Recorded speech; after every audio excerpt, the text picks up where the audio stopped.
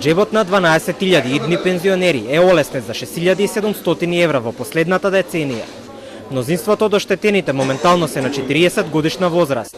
Луѓето 10 години не знаеле дека нивната каса не се полни со пари за пензија. Работодавачите ги уплаќале парите и тие оделе во фондот за пензиско и инвалидско осигурување. Таму манипулирале со средствата и наместо да ги распределат во касата на граѓаните, ги користеле за исплата на пензии. Воопшто придонесите не биле префрлани кон вториот столб, иако од работодавачот придонесот бил уплаќан. Финансиските средства останувале во пензискиот систем, но во првиот столб. Секој од овие граѓани со една просечна плата помеѓу 2007 и 2018 година изгубиле околу 400.000 денари вкупно.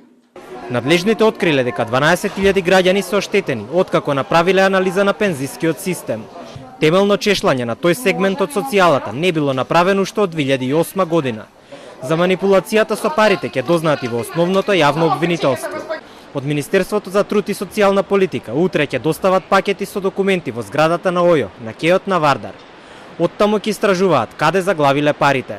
Оно што е важно е дека ние како Министерство за труд и социјална политика не сме истражен орган, но целиот пакет на документи и материјали до кои што дојдовме заедно, истражувајќи со меѓународните финансиски институции, ќе бидат предадени на основното јавно обвинителство, а тоа ќе треба да покаже зашто во тој даден период одредени финансиски средства не биле распоредувани и каде завршувале.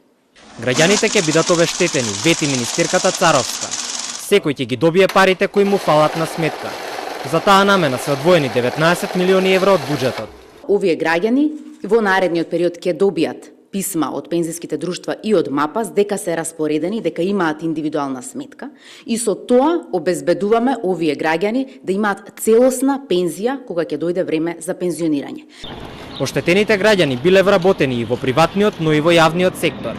За најголемиот дел од нивното прво вработување било токму тогаш кога парите наменети за нивната пензиска каса заглавиле во системот. Најголемото задржување на пари од страна на ПИОМ било во 2009 и 2010 година, кога директор на фондот беше Иснија Купи, а моментално во директорската фотелја е Шаиб Зенелји.